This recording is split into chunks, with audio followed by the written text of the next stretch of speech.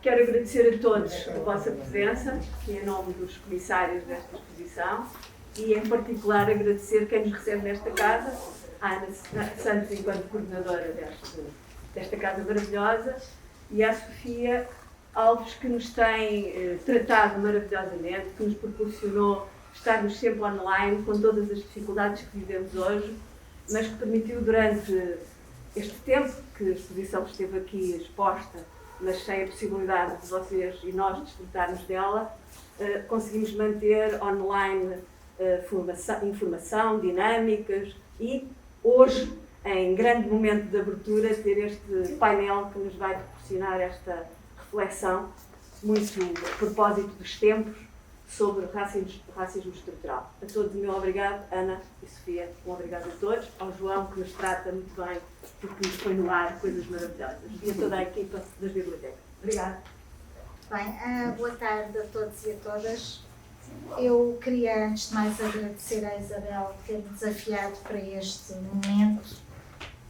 Já foi há uns tempos e não era possível fazer a sessão e felizmente podemos estar a fazê-la presencialmente. Dá-me imenso prazer estar aqui sentada e poder conversar com pessoas, porque eu já não posso ver mais pessoas aos quadradinhos. Eu levo os dias a ver pessoas aos quadradinhos e é estranho. Mas é que não é mesmo a mesma coisa, não é? Nós habituamos àquele registro, mas é um registro muito, muito cansativo e que falta muito a relação humana e o contacto. E é muito bom podemos voltar às salas e podemos estar, e com a esperança, não é, que as vacinas parece que finalmente estão a chegar em quantidade, permitam que rapidamente possamos voltar à normalidade, porque essa história do novo normal a mim também não me convence. Portanto, espero que em breve, e Isabela, obrigada, é sempre um gosto falar sobre estes temas, que aliás eu acho que é o tema que é aquilo que mais me faz pensar e refletir. Nós todos temos de trabalhar, ganhar a vida, não é? Fazer coisas, mas esta área para mim é uma área de interesse pessoal e é uma área de ativismo. E houve uma coisa que o António não disse de mim, mas o que eu sou acima de tudo e aquilo que eu me considero uma ativista. Claro que tenho tido a minha vida, o meu percurso, e um dos temas em que eu sou ativista, e fortemente ativista, é neste domínio do antirracismo, não é do racismo, não é? Porque eu acho que não sou racista, do antirracismo, da antixenofobia, da antidiscriminação, da antidesigualdade e do combate também à extrema-direita e ao radicalismo, que hoje estamos a ter indícios muito graves no país e que se cruzam muito com este tema e com a necessidade de ter política pública de combate ao racismo estrutural. Mas antes disto, gostaria de partilhar convosco algum pensamento que tenho tido ultimamente, que tenho lido muita coisa, que tem a ver com a história do século XX português. E, aliás, estamos aqui dentro do espírito, não é? Dentro do âmbito da nossa volta, daquilo que é a história do século XX português, a história do colonialismo e a forma como nós hoje, praticamente a fazer 50 anos do 25 de Abril, podemos dizer que não nos conseguimos livrar. Nós não nos conseguimos livrar desta realidade que informou tanto o século XX português. E é uma coisa que me faz muito refletir e que me levanta muitas questões, porque o 25 de Abril tinha 3 Ds, não era? O D da democratização, o D do desenvolvimento e o D da descolonização. E eu acho que fomos particularmente felizes com a democratização.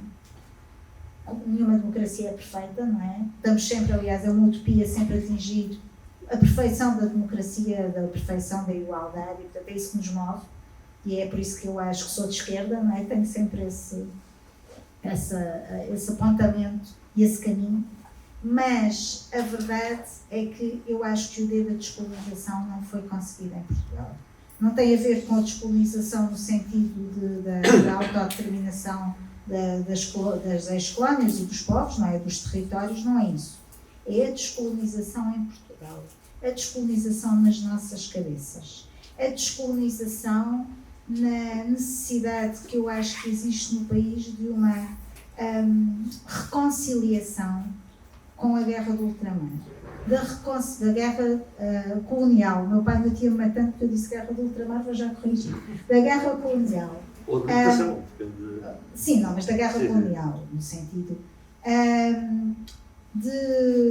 também a questão das pessoas que vieram da África retornadas, que não foram retornadas porque muitas delas não retornaram a lado nenhum. Tinham nascido lá, sempre tinham vivido lá, portanto elas não retornaram. Elas vieram. E que também foi um processo complexo e que nós também temos que compreender sempre todos os lados da história. E eu acho que tudo isto foi metido num baú, trancado a 7 chaves. Ali nos anos 70 falou-se do assunto, bem, a questão das pessoas que tinham vindo estava ali a acontecer. Mas a guerra, falava-se da guerra e falava-se negativamente do colonialismo, e eu acho que os anos 70 foram ricos desse ponto de vista. Mas a partir do final dos anos 70 foi tudo fechado, no fim da época revolucionária, foi tudo fechado num baú. Por razões individuais as pessoas quiseram esquecer-se e por razões sociais as coisas não aconteceram. Eu não vou aqui estar a falar disso porque não é esse o tema, mas é um tema muito atrativo na reflexão. E nos 50 anos do 25 de Abril eu gostava de ver este debate ser aberto publicamente em Portugal, mas não era pela sociedade civil, era o Estado assumir este tema como um tema de reflexão no nosso país no 25 de Abril. Acho que devemos isto ao país, devemos isto às pessoas. Isto leva a uma segunda questão, que se prende com as pessoas que são afrodescendentes em Portugal, que são muitas delas, ou maioritariamente neste momento, porque com a lei da nacionalidade acho que se conseguiu ainda mais, portuguesas. E portanto nós não estamos a falar de imigrantes.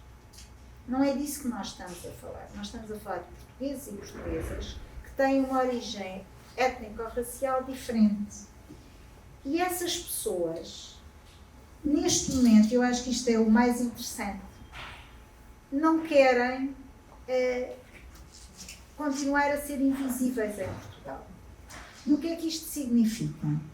Nós, na nossa Constituição, e a década de 70, foi uma década em que os valores que nós assumimos na nossa Constituição e na nossa forma de viver, e viver em termos ideológicos, políticos, de humanismo.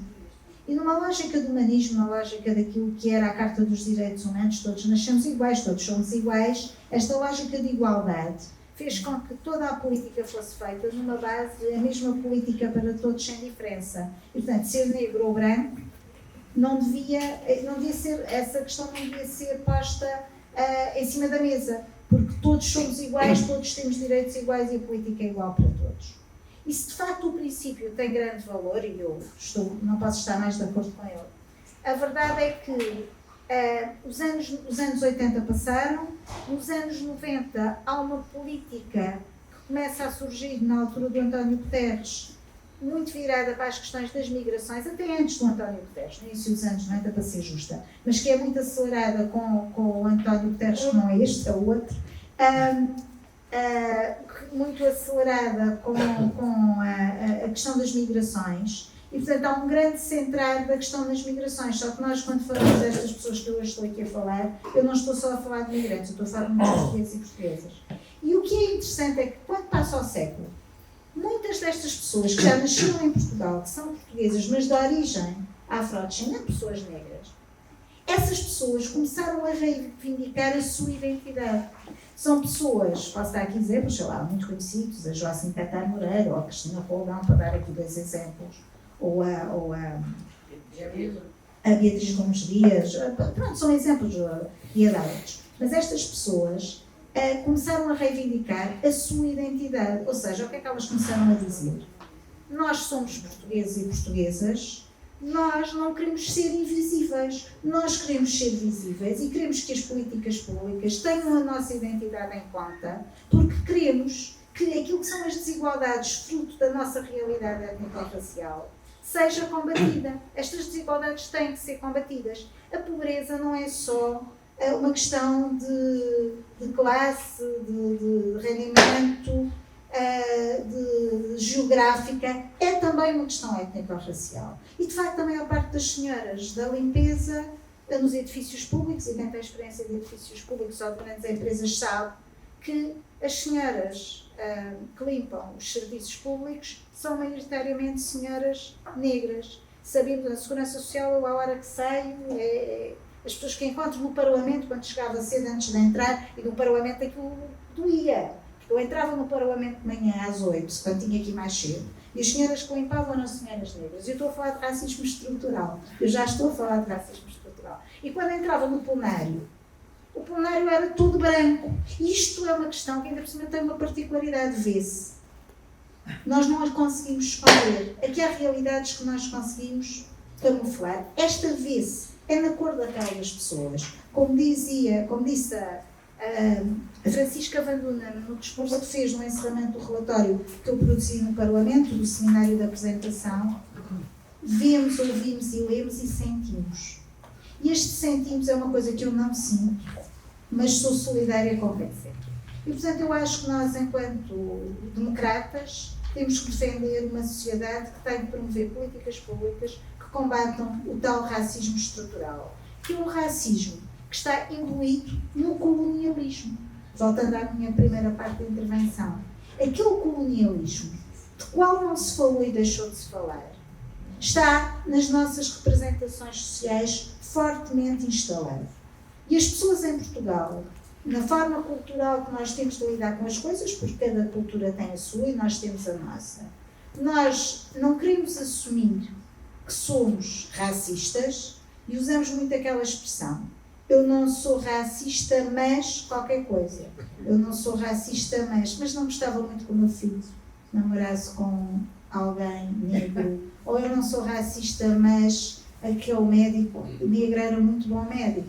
Eu ouvi isto há pouco tempo, uma pessoa muito próxima de mim. E, portanto, este racismo que existe nas nossas mentalidades passa depois para a expressão do dia-a-dia.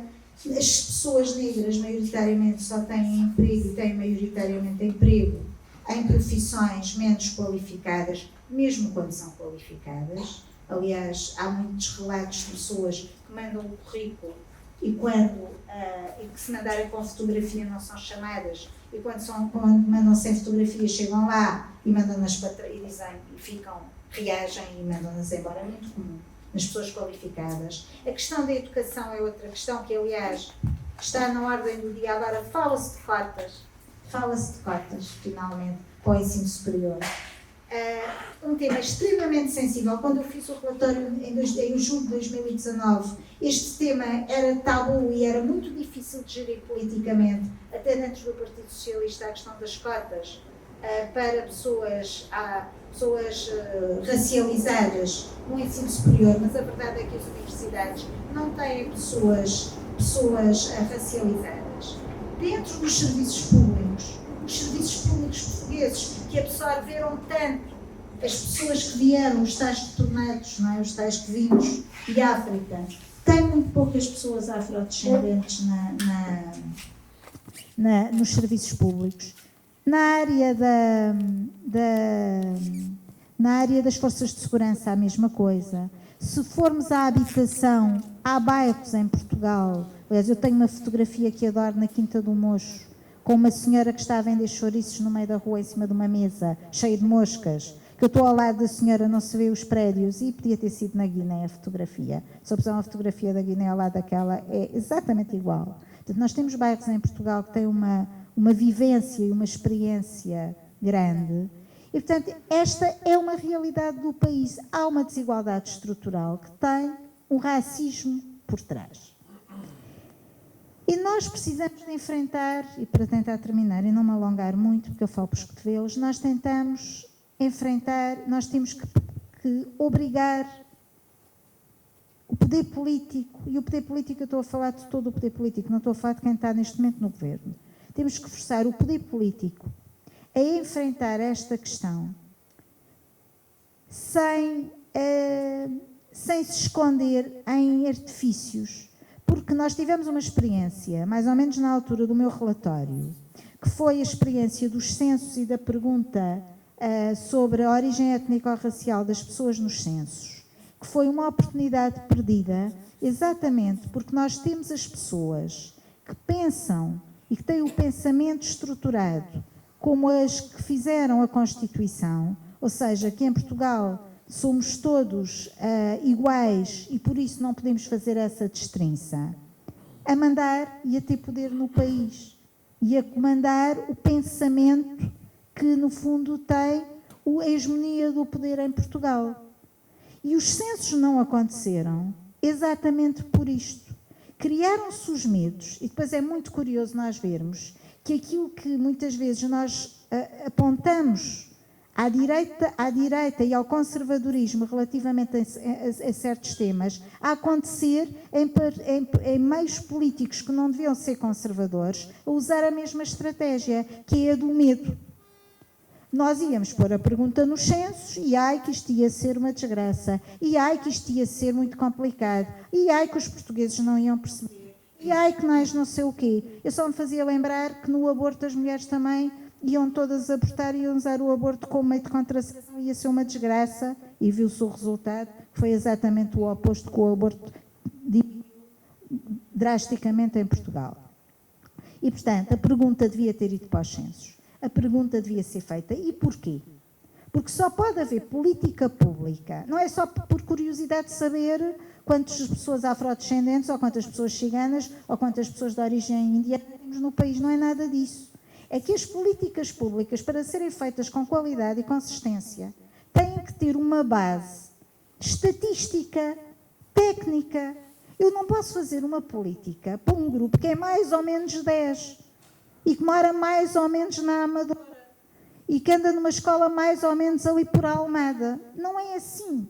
E os dados estatísticos iam-nos permitir, no retrato nacional, e é bom falar disto porque estamos neste momento, não é, com os censos a acontecer, onde a pergunta não está.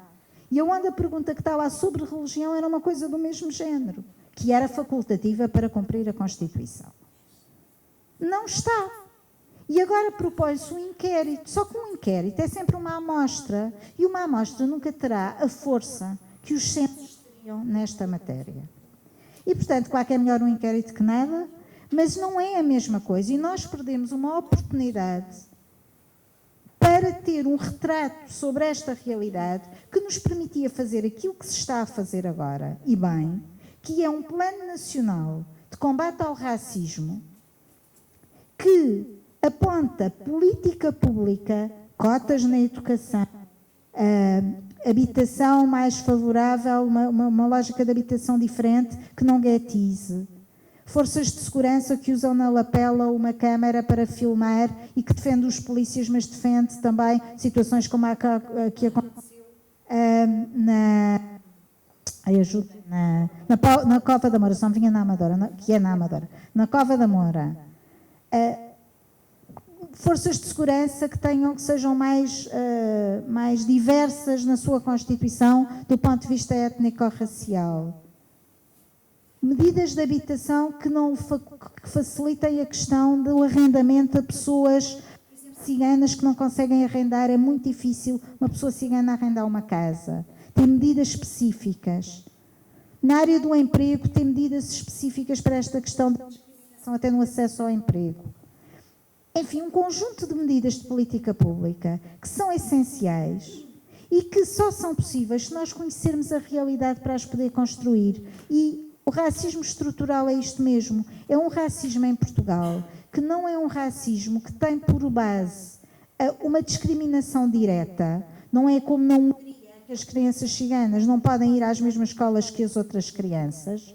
Não podem, há mesmo uma regra de discriminatória direta. Em Portugal isso não existe, felizmente.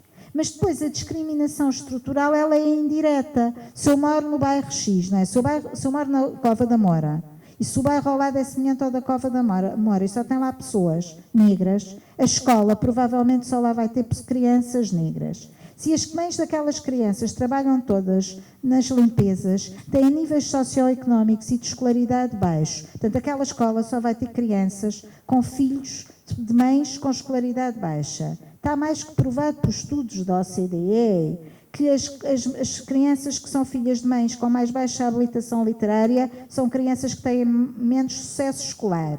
Isto é pescadinha de rabo na boca. E essas crianças depois não estudam, não conseguem o emprego e, portanto, isto é pescadinha de rabo na boca. E o 25 de Abril foi há 50 anos. E nós hoje temos este movimento de pessoas racializadas que querem assumir a sua identidade, que deve ser valorizada pelo poder político e pelo Estado. O Estado tem que ouvir estas pessoas, tem que as envolver no processo. E o meu relatório teve esta componente. Eu fui aos sítios e eu fiz audições públicas com todas estas associações. Nós ouvimos as associações ciganas, nós ouvimos as associações de afrodescendentes, nós fizemos visitas a estes bairros, nós fomos a Bragança, ao bairro dos ciganos, nós fomos a Moura a ver a comunidade cigana, nós fomos à Amadora, nós fomos à Quinta do Mocho, nós fomos lá. O Parlamento saiu e foi lá e produziu um relatório porque ouviu os cidadãos, ouviu as cidadãs e foi aos locais. E eu tenho um orgulho muito grande em ter feito aquele trabalho e fico muito feliz e muito gratificada de ver hoje este plano nacional que tem, porque fizemos recomendações no fim. O relatório no fim não foi só descrever, ele fez recomendações. E estas medidas que eu hoje vejo no plano nacional têm praticamente todas as recomendações que estão no relatório. Agora posso-vos dizer, eu espero que o relatório, depois desta fase de auscultação pública, ele saia com metas, indicadores e objetivos, porque senão não é um plano, é um amontoar de intenções. Um plano tem que ter tempo de duração, metas e objetivos a alcançar e indicadores que permitam medir. Portanto, eu espero que assim seja, porque para combater o racismo, para combater a extrema-direita, a maneira melhor é nós termos políticas públicas fortes que combatam a discriminação. Esse é o caminho e eu acredito sinceramente nele e já falei imenso, peço desculpa, mas é entusiasmo. Eu vou pôr-me em pé e em pé, escutar com o microfone.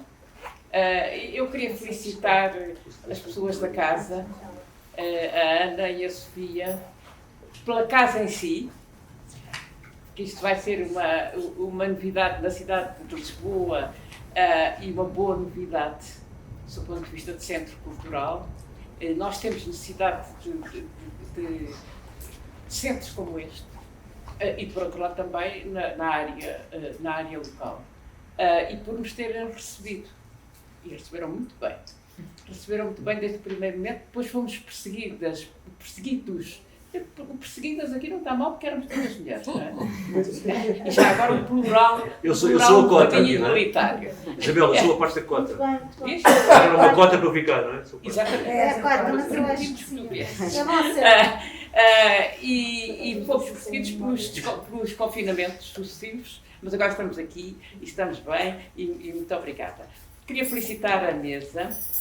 A Catarina tem sido isto que ela própria descreveu, uma pessoa que tem combatido o racismo e não só. Tem estudado as questões do racismo.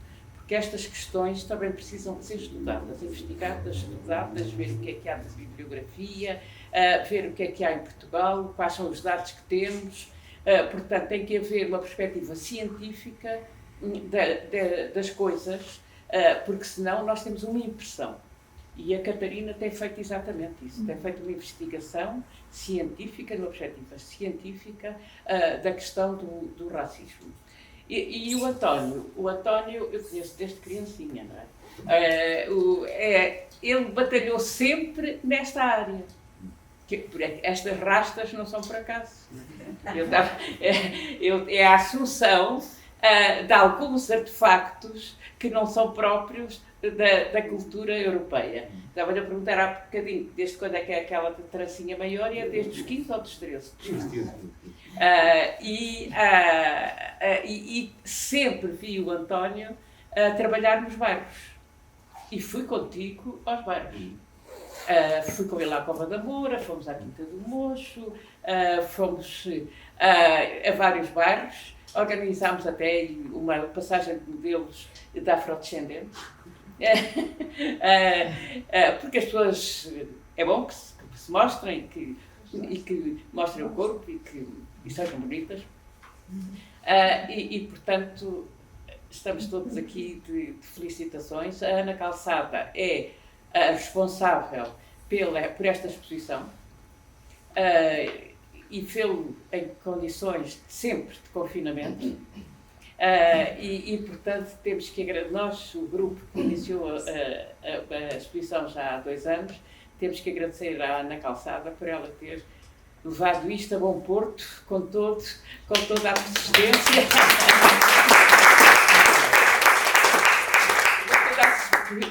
E por meios de telecomunicação.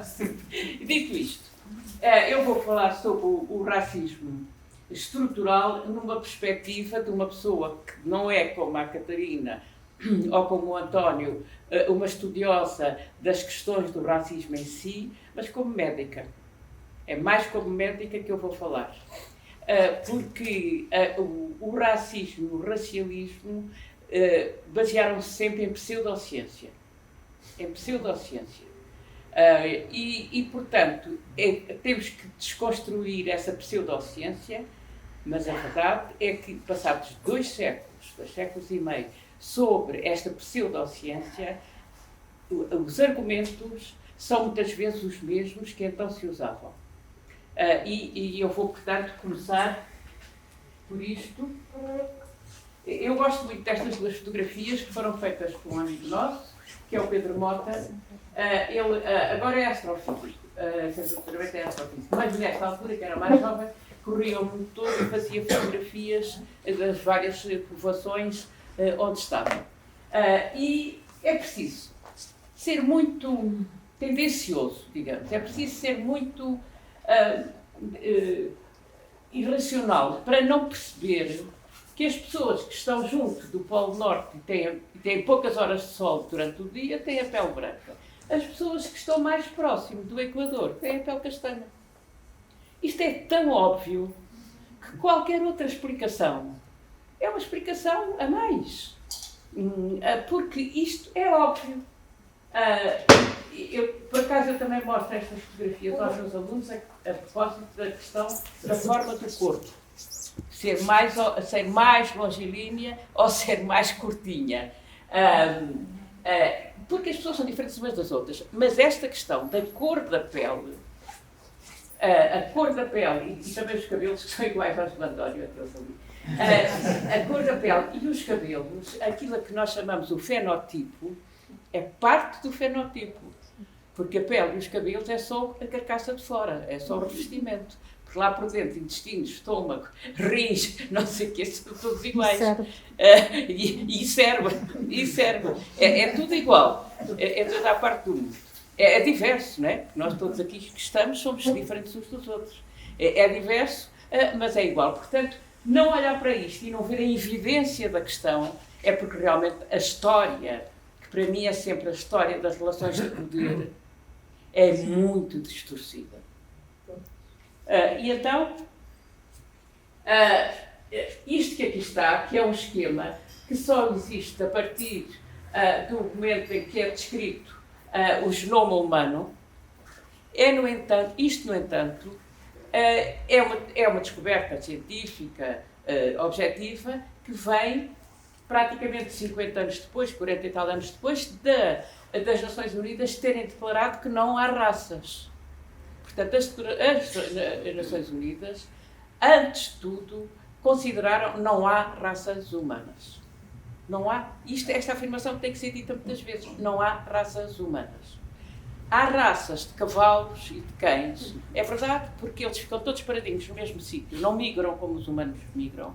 e porque os donos dos cavalos e dos cães cruzam-se entre si. Aliás, às vezes com resultados péssimos, não é? Mas para fazerem raças, essas raças dos cães que andam por aí, foi porque obrigaram a acasalar.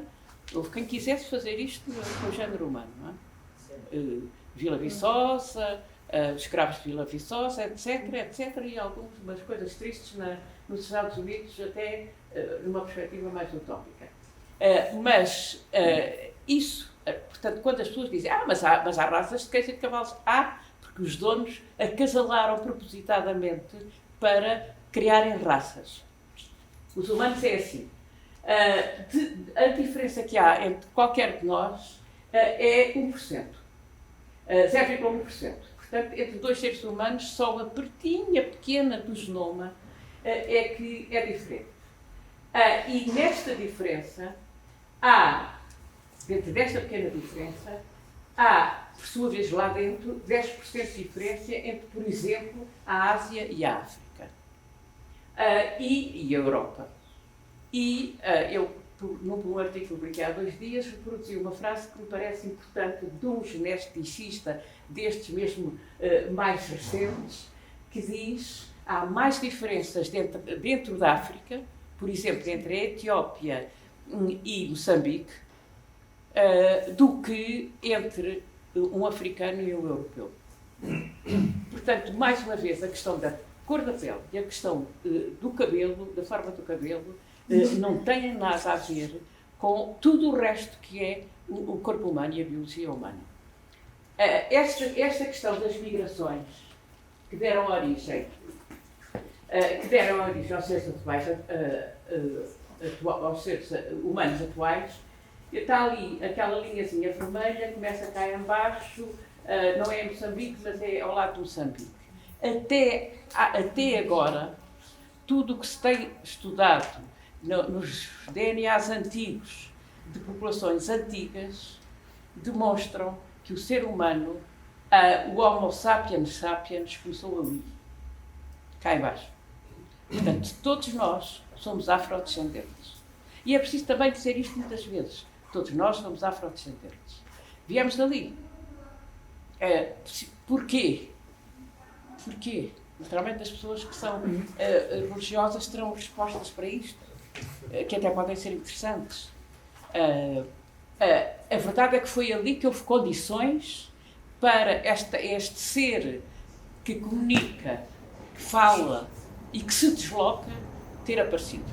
Foi ali. Naturalmente havia boas condições para isso, mas a verdade é que até à data todas as investigações que se têm feito mostram que é ali. Antes de aparecer o Homo sapiens sapiens, houve outros do género hominídeo, mas foi este que, a dada altura, resolveu passear e foi para ali fora.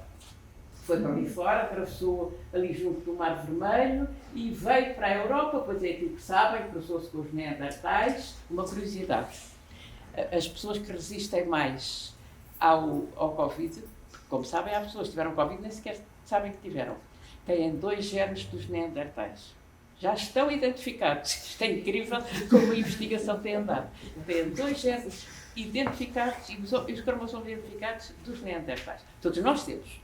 Mas fomos apanhando mais gene, menos gene, e estes 2 dão defesa porque fabricam anticorpos daqueles que são imediatos com uma grande rapidez. Em tempos eu tinha lido que os neandertais tinham mais doenças autoimunes. Provavelmente era exatamente isso. É uma curiosidade. O ser humano veio para ali fora, Europa, e espalhou-se, até aqui à Península Ibérica, pela Ásia fora, depois atravessou o Estreito Ibérico, foi para a América, tudo aquilo que é conhecido. Ora bem, nestas migrações, o que aconteceu foi que as pessoas que tinham a pele, possivelmente tínhamos todos a pele escura. Possivelmente não, só há branquinhos há 10 mil anos. Os chamados, a pelinha clara, a pele clara é há 10 mil anos. Até aí aquilo foi andando, e os que estavam em África mais próximo do Equador tinham a pele mais escura, senão morriam com os raios solares.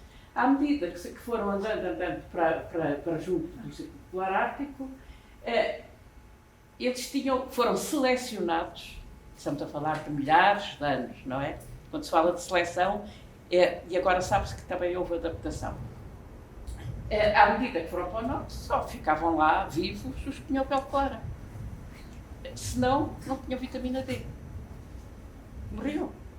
Aliás, quando os vikings se lembraram de ir mais para o norte, as mulheres vikings morriam com a falta da vitamina D, as bacias eram estreitas e morreu do parto, morreu elas e as crianças. Portanto, tudo isto foi estas migrações humanas, porque realmente o homem, o ser humano, gosta de se deslocar. Tudo isto foi selecionando as pessoas. As mais escuras ficaram cá em baixo, as mais branquinhas ficaram lá para cima. É tão óbvio isto. Agora, entretanto, foram-se misturando. Portanto, esta história de misturar-se com os neandertais, com os dinoxianos, e uns com os outros, deu uma misturada enorme no genoma humano, felizmente. Felizmente. Porque é isto que nos defende.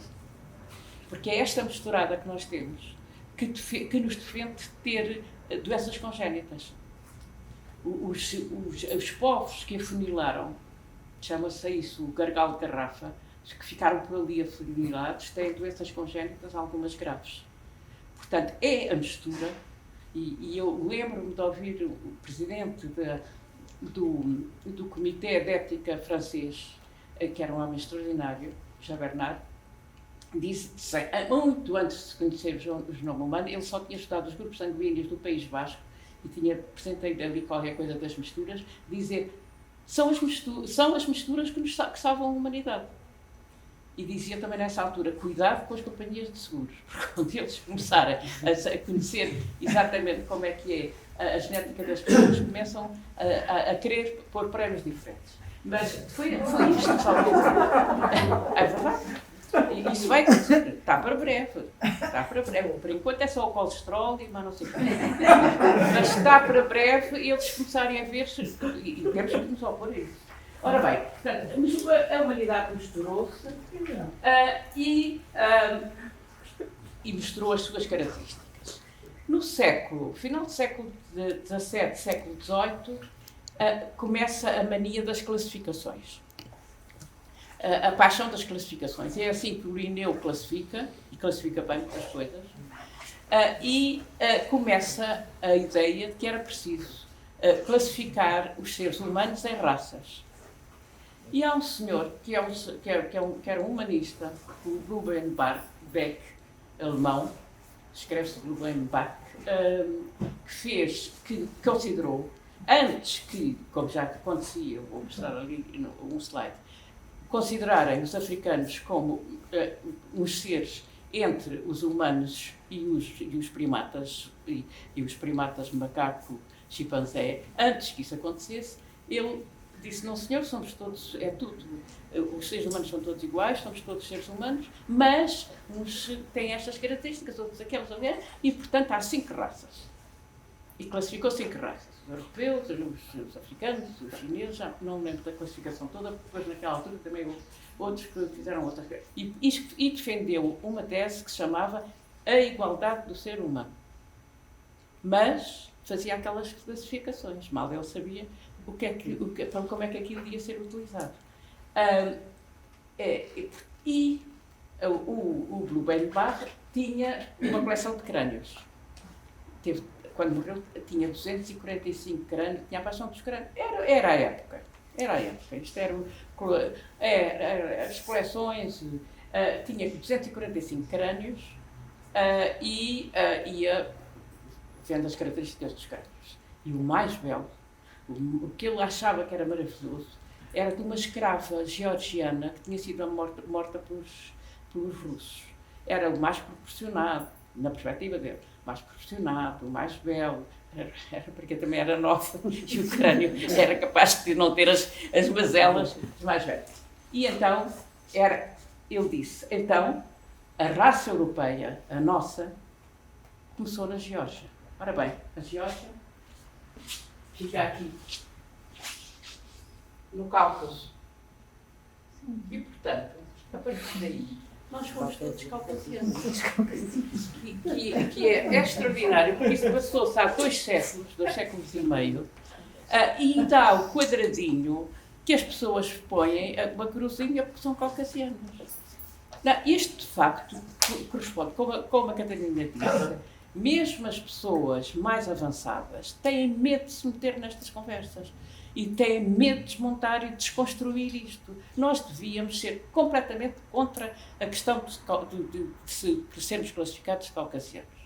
Nós sabemos, a Patrícia sabe, e quem fez exames a alunos, que eles diziam, mulheres, 52 anos, caucasiano. Em todos os exames eu interrompi e dizia, não há cá raças, não há caucasianos. Mas isto continua a ser, nos Estados Unidos, é caucasiano e não caucasiano. Não existe. A história do caucasiano é um embuste que este senhor fez, ainda por cima com boas intenções, e a partir daí a história do caucasiano passou a vigorar. Portanto, nós não somos caucasianos. A genética os estudos atuais mostram que a maior parte das mulheres daqui desta zona vieram da Anatólia,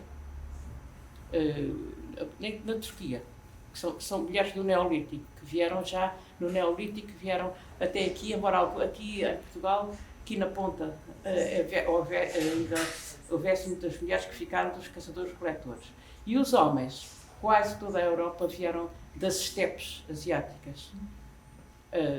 No que se estuda atualmente está nisto. E os homens vinham sem mulheres, não é? As mulheres não vinham com eles atrás do cavalo, não. Os homens vinham sem mulheres, de maneira que os que cá estavam na Península Ibérica desapareceram em 500 anos. Portanto, isto é tudo uma misturada de facto. Uma das misturadas é esta, as invasões eram de homens. E depois também isso teve também depois na colonização, isso foi muito, muito rápido e muito recente. As invasões eram de homens. As invasões romanas, as mulheres romanas não vinham atrás. Eles vinham para aí fora, invadiam a Europa toda e violavam, etc., as mulheres que cá estavam. Portanto, a mistura é esta. E não há cá caucasianos nenhum. Mas, na altura, e posteriormente, e até ao século XX, considerava-se que havia um cânon. Um cânon que era o perfeito, o cânon perfeito. Eu agora aprendi naquele livro maravilhoso que é O Infinito nos Juncos, que já passou-se a chamar cânon porque mediam, cá está, mediam os crânios e as várias partes com uma cana. E, portanto, o cânon grego era isto. Claro que os gregos que existiam na cultura grega não eram nada assim. Deviam ser baixotes, mas isto era considerado o cânon. O cânon branquinho, não é? Branquinho. Mesmo que as estátuas fossem antes coloridas, isto passou a ser o ideal. Portanto, caucasiano, canónico. Pela mesma altura, o Governo Barra é um bocadinho depois, e por isso ele lutou pela unidade, pela igualdade entre os seres humanos, apareciam estas classificações de craniometria, em que, como veem, há ali uma escala. Em cima estão os crânios, em baixo estão eventuais perfis de pessoas. E isto aqui há uma escala, que começa no canónico, no branquinho, nariz direito, depois passa para este, depois passa para o africano e acaba no chimpanzé. E era este era o conceito.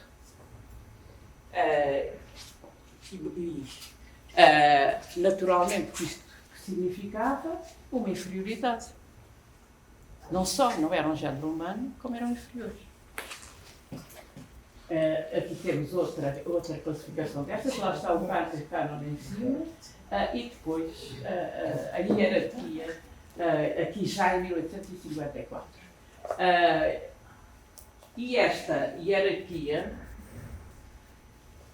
veio a dar duas coisas. Aqueles são os heróis a serem enforcados. a hierarquia veio dar duas coisas. Veio dar, como toda a gente sabe, durante o século XX, os genocídios, considerando que os judeus não eram caucasianos, considerando que os ciganos não eram caucasianos, e que havia seres anormais, que eram os homossexuais, as pessoas com defeitos físicos, etc. E aí foi a razia que nós sabemos, sempre na base pseudocientífica que tem uma evolução até aqui. E que está ainda muito no discurso de algumas pessoas atuais, que é a inferioridade. É a inferioridade, para além da inferioridade social, é a inferioridade das capacidades. Isto aqui é 1907. Foi anterior ao Holocausto, mas foram também os alemães que a fizeram. Eles liquidaram uma população inteira.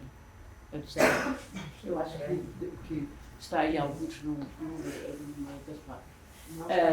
Foi mesmo uma população. Tinham-se revoltado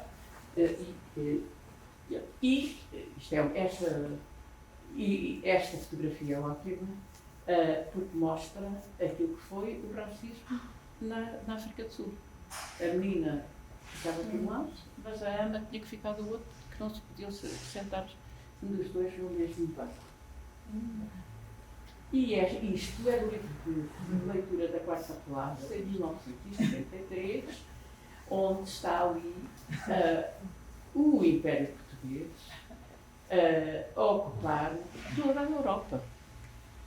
Afinal, nós não somos pequenos, é o que está escrito no livro. Todos nós que aqui tivemos este livro na instrução primária. Eu tirei isto diretamente do livro. Comprei o livro e tirei diretamente. Quarta classe, 1963. Somos grandes. Somos maiores que a Europa toda. E isto está na base do racismo estrutural. E depois, lembram-se, isto já estamos nos anos 70, os escritos do Calusa da Gaga a dizer a inferioridade dos afrodescendentes. E toda a questão dos indígenas, do indigenado, é toda uma outra história, não é? A exposição que houve nos anos 40 em Portugal, a exposição do mundo português, em que foram expostos ao público os africanos. Foram buscá-los à África e foram expostos ao público. E a visita foi muito apreciada pelos homens e esteve assim a ser exposta no Porto durante muito tempo, para que vissem o animal, não é? Vissem o animal. E esta pequenina, com as senhoras ali todas simpáticas, para a pequenina é um macaquinho que ali está, não é? Isto é verdade, estamos a falar dos anos 40 do século XX.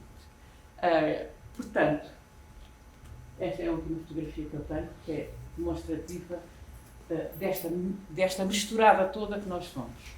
São duas gêmeas, saídas da mesma mãe, bivitelinas, claro, ovos diferentes, e uma é loura, a outra é morena. Mas reparem que as feições são parecidas. Portanto, uma herdou os cabelos e sobretudo a pigmentação da pele escura, a outra é clara, os olhos são escuros, a outra é clara, mas o encaracolado do cabelo da loira é idêntico ao da outra e as feições são feições idênticas. Isto mostra realmente como nós somos uma mistura, bendita mistura, e como classificar as pessoas em função da cor da pele e da cor do cabelo é realmente um arcaísmo, é um atraso.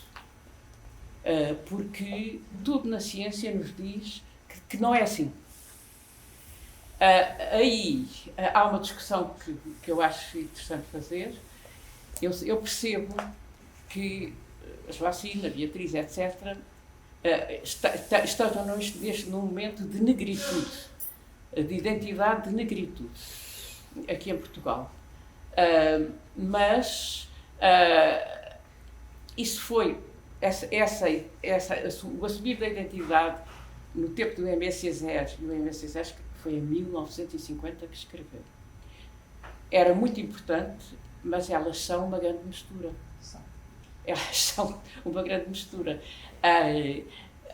Uma vez a brincar, eu acho que a Catarina estava presente, a brincar com o Joacine, disse: tu tens para aí com uma grande mistura, com certeza. E ela lá se descaiu a dizer que havia um libanês na vida dela, na ascendência dela. Porque os nossos chamados imigrantes, as pessoas que vêm, os afrodescendentes que vêm da África para Portugal, quem são eles? Eles são a última ponta de uma mixigenação que se fez porque os colonos, os primeiros invasores e depois os colonos, eram sobretudo homens. Eram homens. E fizeram grandes fileiras à base da violação, ou de casamentos forçados, ou de compra de mulheres, etc. As pessoas que nós conhecemos, afrodescendentes, são pessoas que têm tanta ascendência africana como ascendência europeia. São fruto como nós, com os romanos, que vieram por aí fora a cavalo, ou os que vieram das estepes, não vinham com as mulheres atrás. E foi isso que aconteceu. Aconteceu aqui, assim aconteceu na América. Estas pessoas são pessoas que não têm classificação. Eu sugeria que as pessoas, num censo, por exemplo, dissessem ascendência. Ascendência. E pusessem várias hipóteses. Mas era isso que africana, portuguesa, porque a ascendência é africana, é portuguesa, é indiana, ascendência. Por acaso vi ontem, também num artigo na América, porém ancestry. Porque eles insistem muito na ideia que é bom saber, a ideia que nós temos, vamos saber quantos são, mas também em relação às doenças, há de facto doenças mais próprias de umas regiões do que de outras. As condições sociais em que vêm, e mais esta confusão que há das raças, há todos os condimentos para haver racismo estrutural em todos os gestos, em todas as situações. E muito obrigada por me terem ouvido.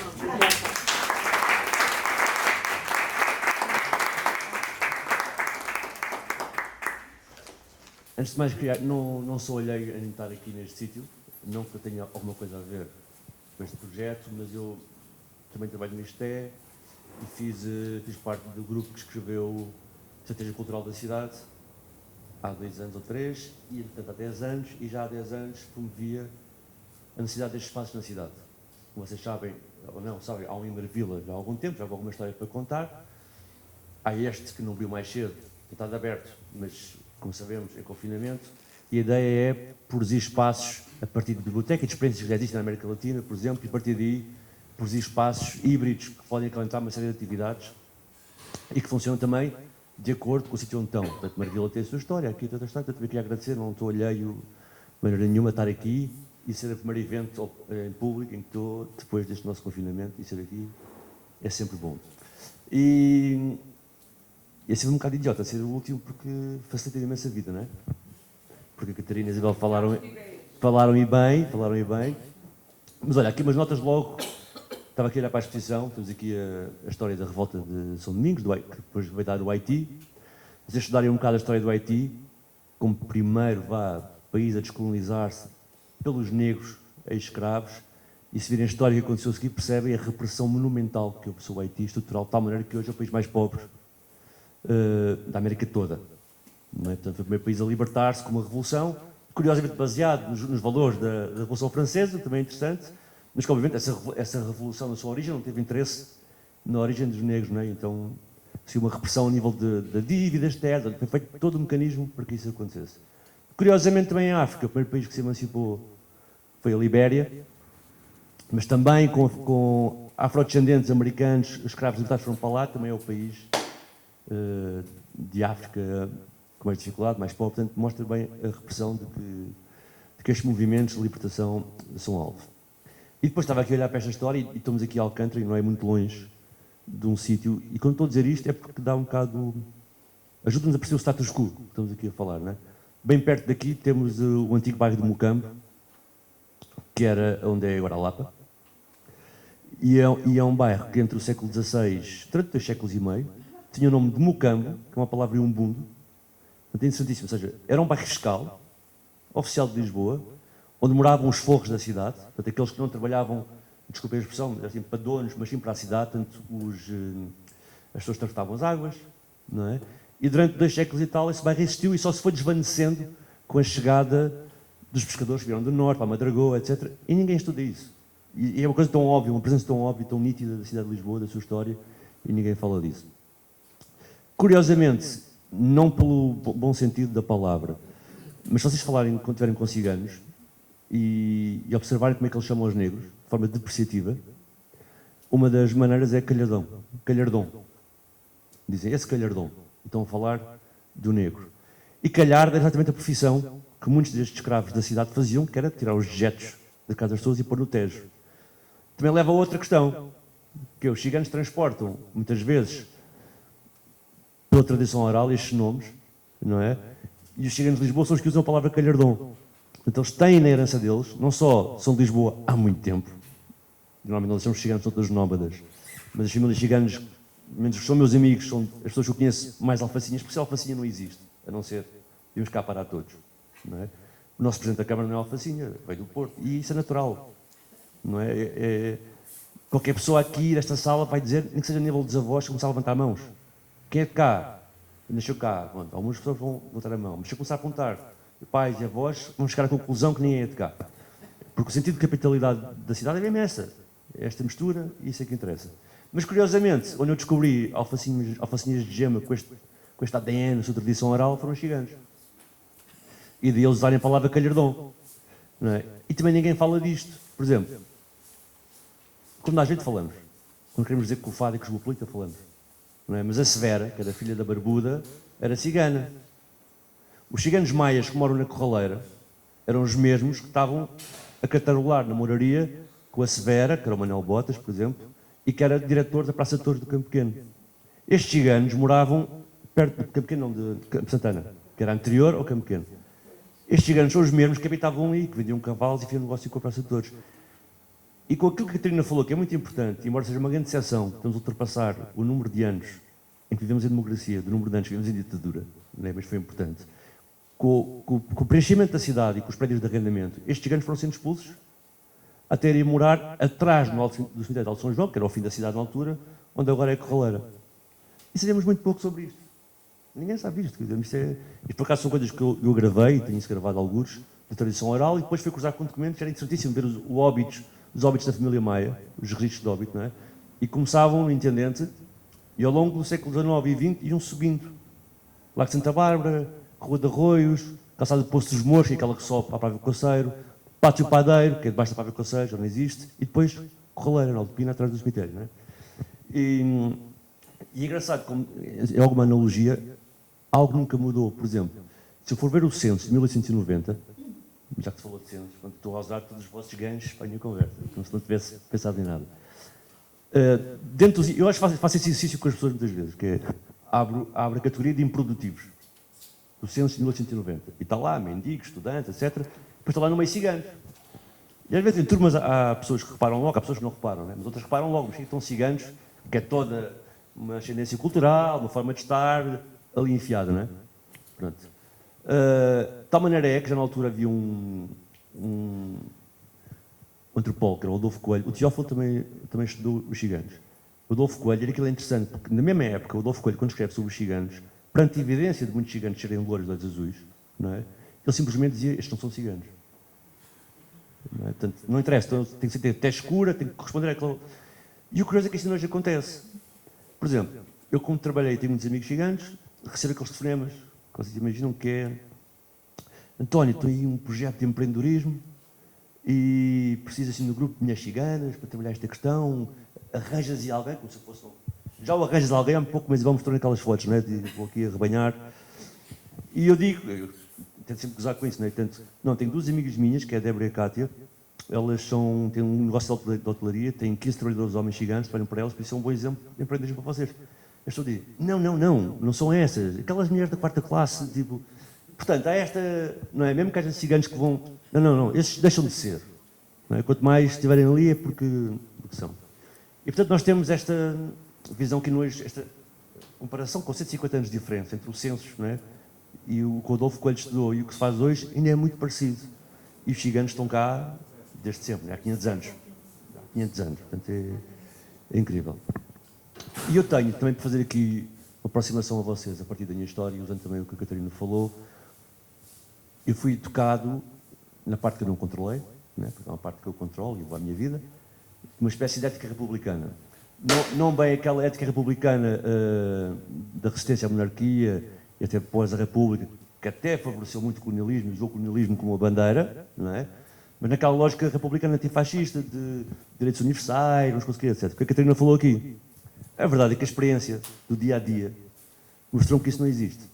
Existe no papel, existe a nível de assegurar constitucionalmente uma série de direitos, mas depois eles estão consagrados, mas não são sufragados. Nós não conseguimos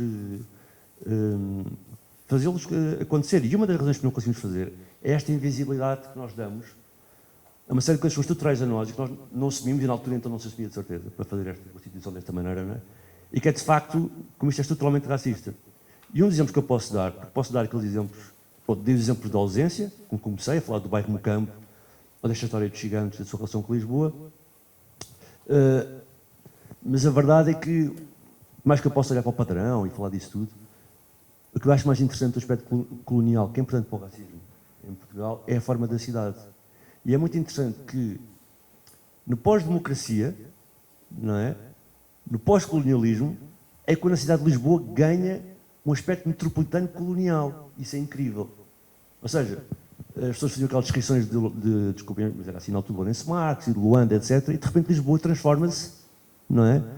Ela própria nesse formato, em que temos, primeiro, os coordenados, e que muitos deles eram, e peço desculpa os usos raciais para simplificar a conversa, muitos deles eram brancos e outros não eram não brancos, eram assimilados, ou até alguns implicados vieram para cá, começaram e ficaram nas linhas, hotéis, parques de campismo, pronto, foram, entretanto, fez esse trabalho, mas logo a seguir começaram a chegar as pessoas, principalmente de Cabo Verde, mas não só, não é? Por todo o inêxito que foi essa descolonização também lá, não é? Por questões de guerra, por questões de fome, pessoas começaram a vir para cá, não é? E se vocês... E quando eu estava nos meus anos 90, não é? Quando eu circulava aí, as pessoas diziam muito o pessoal dos bairros, o pessoal quer viver assim, etc. As pessoas não têm noção, porque eu tenho umas entrevistas publicadas, por acaso, online, que podem ser úteis, se falarem com os primeiros moradores que vieram morar para Lisboa, nessa altura, as histórias são muito boas, no sentido de contam bem a história da cidade. Quer dizer, muitos até vieram de São Tomé, cabo-verdianos que vieram de São Tomé, com uma descrição brutal de quase escravatura dos seus trabalhos na Rosa. Contam a viagem. Há uma senhora que é a Carlota, que já morreu, que foi a primeira senhora a ir para o 6 de Maio. Ela dizia-me, tipo, depois do que eu passei, que ela falou dos sacrifícios, falou das vergastadas, falou de tudo, chegou a ver pessoas de bilhetas, e ela pensa assim, bem, vou para Lisboa, Cabo sabe, ou seja, tipo, vai ser, tipo, fixe, tipo, Itália, Lisboa, não é? E pronto, ela depois conta uma cena engraçada, que ela chega aqui, ouve a cozinha, vê um submarino a passar, ela tem essa descrição, tudo incrível, vê um submarino. É engraçado que a cena do submarino não é nada importante para a história dela, não é? Mas ela realça porque ela sai do barco e vê um submarino, tipo, não é? E depois ela diz, chega à cidade e percebe o óbvio. Nenhuma mulher cabo-verdiana vindo de São Tomé, em 73, por acaso foi, neste caso foi antes de 5 de Abril, ninguém lhe vai alugar uma casa em Lisboa, nem ela vai ter dinheiro para alugar uma casa. Isto não tem essa noção. E de repente, mandam-lhe para um sítio. E ela chega a esse sítio e pergunta, onde é casa? E não há. Era da Maia. Não é? E portanto teve que construir. E depois mesmo as pessoas quando construíram, também se não têm noção, mas não é mito urbano, muitas pessoas construíram mesmo de noite. Porque se a polícia apanhasse de dia, destruía. E as pessoas quando melhoraram as casas e transformaram-nas em tijolo, a primeira casa dessa senhora Carlota foi em lona, quando transformaram em tijolo, da madeira para o tijolo, aquilo também era feito dentro da casa, durante a noite, que é para eles não verem, né? Depois de repente inauguravam aquilo, porque a polícia estava sempre ali à coca, se havia casas mais firmes, né? Não queria que isso acontecesse. Pronto. E portanto, Lisboa, a partir dos anos 70, começou a encher-se destes espaços, não é? Sempre os mesmos, a nível de localização, sempre no fim da cidade, do ponto de vista de sua densidade, perto da indústria e perto de descampados ou estradas militares, ou fim de concelhos, não é? E se olharem para os anos 70, isso acontece. A zona da Almada, perto do Alfeite, a zona da Cufo, a zona de Valdamoreira, que foi toda assim também, que é de periferia da Baixa da Banheira, a zona toda da Amadora, estradas militares, que as pessoas ignoram, mas vai da Amadora até Loures, portanto, é todo esse percurso, não é? E, portanto, as pessoas vão parar aí porque não têm outra hipótese. Mas isso demonstra bem como é que a cidade, de repente, ganha este patamar. Mas outra questão que é importante, e aqui a Catarina pode nos mentir, espero que não, ou sim, se o debate for melhor por causa disso, é que a política pública em Portugal está muito presa ao território.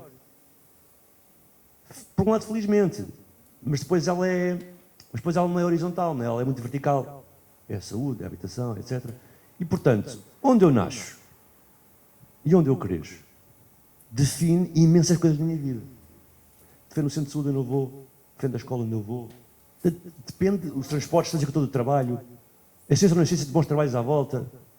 E, portanto, esta forma da cidade que eu digo que é colonial, porque é quase interessante que há a revolução, há a democracia, há a descolonização, e Lisboa transforma-se nisto, não é?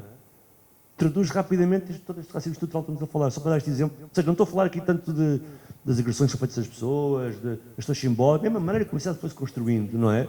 Contribuir para que isto aconteça. E em tese, eu penso, se houver investimento neste território, isso vai acontecer, mas a verdade é que isso não acontece. E esta parte vertical, há pouco falei das políticas serem um pouco interseccionais, um pouco cruzadas, o que é que provoca? E muitos arquitetos do SAL falam disso, não é? Achavam que a habitação ia resolver o problema da pobreza, não resolveram, bem óbvio, não é? Nós olhamos para o apartamento, e muitas das situações foram aqui reveladas pela Catarina e pela Isabel. Nesse apartamento temos múltiplos desempowerments de uma pessoa. E eu nunca vou resolver as questões só resolvendo uma questão. Portanto, as pessoas não são cidadãs. Eu acho que as pessoas estão a falar, e se vocês falarem com elas, quando falam do outro lado da rua, falam, eu vou à cidade. Só isso já é interessante. Do ponto de vista de olhar para isto, bem, cidadania, ela vai à cidade, ela tem consciência quando mora, não é cidade, não é? Mas na mesma casa temos a pessoa que não tem documentos. E a Catarina falou uma coisa muito importante, porque apesar de Portugal ser frequentemente segundo classificado numa contabilização internacional sobre migração e isso é verdade do ponto de vista estatístico, isso não quer dizer nada, a Catarina falou uma coisa muito importante, que os afrodescendentes. Porque entre 82 e 2003, 2006, qualquer pessoa que nasceu em Portugal, e que são portugueses, como a Catarina disse, não tem documentos portugueses. É uma geração inteira que se tramou. E podes arranjar, é inacreditável. Se uma pessoa, por exemplo, nasceu nesse ciclo, abandonou a escola, vou dar um exemplo, e depois cada pessoa... Sim, cada pessoa tem... Mas é incrível, cada pessoa, não há um processo burocrático padrão. Cada pessoa tem a sua coisa. Imagino que eu estudei e até me deixaram entrar no primeiro ciclo, no segundo ciclo, e como era o meu agrupamento, a professora deixou-me entrar sem documentos. Eu vou passando. Mudo, pode ser ciclo, a escola deu-me agrupamento, vou passando. Isto são casos bons, porque eu podia ser barrado logo ali a entrar no 7º ano. E de repente, chego ao 11º, se não tem que fazer exame, aí já não dá, tens de meter o documento. Não é? Essa pessoa deixou os estudos nessa altura, vai trabalhar com onde? Vai ser o ciclo vicioso outra vez. Eu não te arranjo trabalho se não tiveres documentos. Mas ele precisa de trabalho para ter documentos. Não é? Vai trabalhar ilegalmente. E ao fim de muitos anos, quando quer-se finalmente, e vou dar uma expressão horrível, porque é legalizar-se, ela tem que arranjar um portfólio e explicar todo este percurso. Isso acontece várias vezes com pessoas com que eu trabalho. Eu tenho que escrever papéis de associações onde eu trabalho, dizer que aquela pessoa esteve lá, que não saiu do país, que fez A, que fez B, que fez C. A pessoa que empregou este jovem durante 5 anos ilegalmente não vai escrever um papel a dizer não, ele esteve aqui 5 anos. Não é? Tem uma geração imensa perdida. E reparem, uma pessoa que nem pode correr o risco de ter uma manifestação. Não pode ser identificada. Então imaginem só. E por isso só agora, é que estamos a ter as pessoas referenciadas pela Isabel e pela Catarina, não é? A ter voz. E mesmo assim, vejam a reação que as pessoas têm à sua voz. Não há ninguém, e não estou a falar, a questão é esta, não tem a ver com gosto, não há ninguém que queira dar apoio à Joacine, ou à Beatriz, ou à Cristina, que não ponham mãos na afirmação.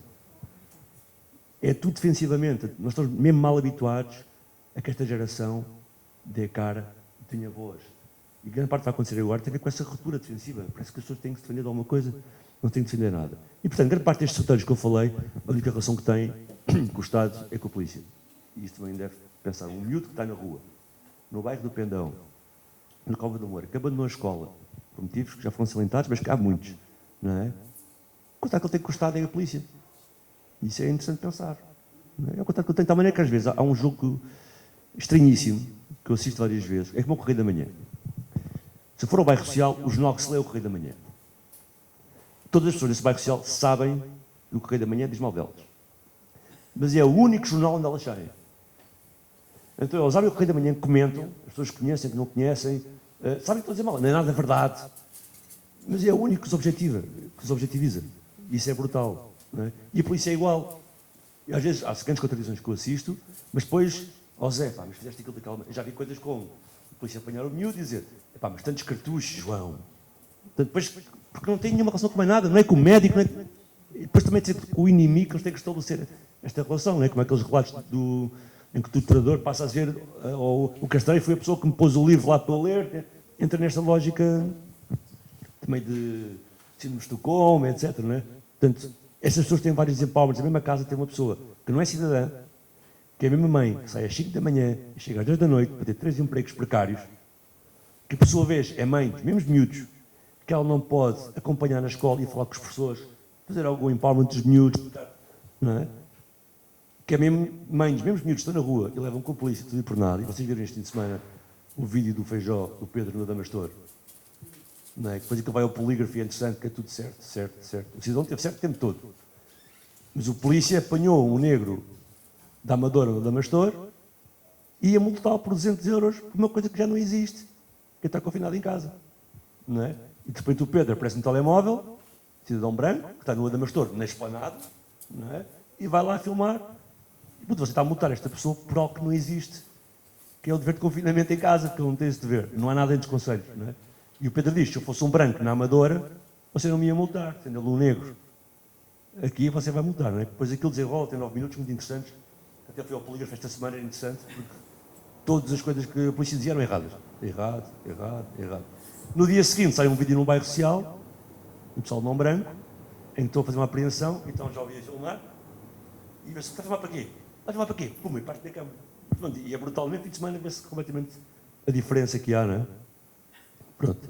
Isto para não ocupar muito tempo. A verdade é que, se eu for às universidades, eu vou ver lá alunos não brancos, mas não são daqui. Não são daqui, são bolseiros. Se eu for à Universidade Portuguesa, em Lisboa, e vir alunos negros, vocês vão ver que não são de cá, são bolseiros, isso é inacreditável. E todas as pessoas, tinham um programa de rádio chamado Cidade Invisível. Se vocês forem a vir as pessoas que estão lá negras, que são licenciadas, todas vão dizer, eu moro num bairro praticamente só de não brancos, até a 4ª classe, minha turma é tudo de não brancos, no 7º ano desapareceu metade, chegou ao 9º, já ouvíamos 3, chegou ao 12º ano, era só eu. Então há muita coisa aqui que está mal, e por isso estou de acordo com o que a Catarina disse, que esta invisibilidade da Constituição, de todos iguais, etc., é bonita, é importante, mas não chega. Nem vai chegar. E queria só para acabar dizer que nós temos uma atitude em Lisboa. Quando digo Lisboa, falo sempre de metrópole, ok? Nunca estou a falar só aqui. De alguma aspiração de consumo étnico, as pessoas aqui são pessoas que frequentam espetáculos de todo tipo, vão comer restaurantes de todo tipo. Nós estamos a ir ao centro de Lisboa, ver um espetáculo de uma dança cabo-verdiana qualquer e estamos cheios de medo dos negros que estão no metro, enquanto estamos a fazer este percurso. Não é? E, portanto, também temos de passar isto do consumo para o relacional. Porque nós olhamos, às vezes, vê-se as respostas quando se questiona o padrão. Pronto. Não é? O que aquela obra significa, certo? Há muitas pessoas que ficam irritadas com esse questionamento. Não têm que ficar questionadas. É normal que se questione, que estas pessoas queiram questionar. Queiram perguntar para que uma cidade ainda está repleta de símbolos exclusivos. Quer dizer, eu sei que a cidade foi construída pelo colonialismo, do ponto de vista da riqueza. É normal que uma pessoa, uma cidade, vocês andam pelo passeio, e agora são só praticamente brancos aqui. Mas quando andam no passeio, vocês não veem isso. Quando vamos para aqui, já somos só. Não é? É normal que se queira ter sua presença. O único. Vai haver agora um monumento de homenagem à escravatura no Campo das Cebolas. Foi um orçamento participativo, nem sequer foi. Não foi nem que se lembrou, do ponto de vista de política pública. Era importante ter esta questão, não é? E, portanto, eu acho que a nível de futuro.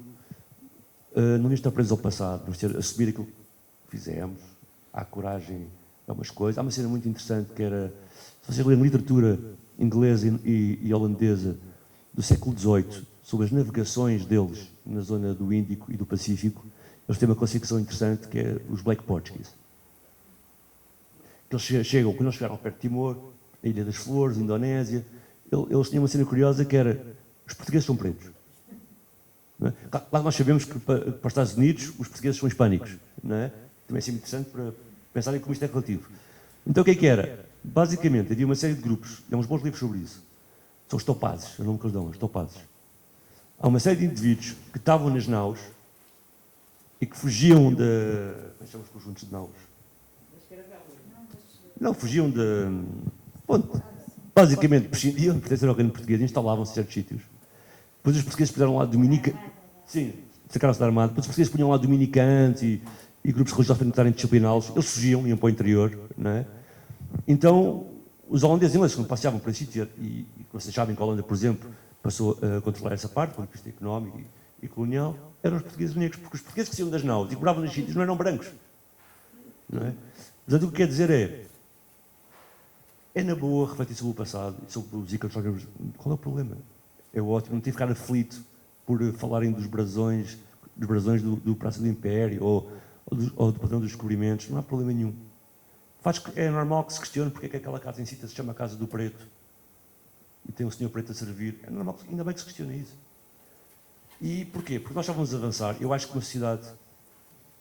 nós vivemos muito no funil, que é a hegemonia de Lisboa e de Portugal é assim, e só é como os assimilados, de algum modo. E só se tu te comportares assim, a Catarina de Vila tens direitos. E ainda hoje é assim nas entrevistas de emprego, como a Catarina falou, ainda hoje é assim de todo lado. O primeiro evento desse género que eu vi ser oposto a isso, e foi por controle social, foi no Colombo. A determinada altura, tendo em conta o sítio onde é, vocês repararam que os lojistas passaram a ser todos lojistas negros, houve essa preocupação no Colombo. Mas nós estamos muito na questão de funil, que é assimilas-te e entras. Só que estou a esquecer que o futuro desta sociedade vai depender muito da variedade de linguagens que existem, da diversidade de formas de pensar, e assim é que somos mais ricos. E acho que muito poucas vezes estamos a ver isso enquanto política. Isso pode ser bom, neste caso para Lisboa, para o país. Quando eu falo Lisboa é porque é onde isso é mais evidente, não é? Temos isso refletido, várias maneiras de pensar, não é? Isso faz crescer qualquer empresa, entidade pública, não é? Outro dia falava com o Medina e dizia assim, foi um encontro informal, mas dizia assim, olha, Lisboa tem oficialmente, números de 2019, 100 mil imigrantes, 100 mil estrangeiros. 100 mil, e nem quero imaginar, quando fizemos agora os censos, com toda a fuga que houve de moradores, porque 100 mil estrangeiros são um quinto da população de Lisboa, o censo de 2011, agora não são mais. E esses 100 mil são suecos, franceses, ingleses, banglas, nepalis, etc.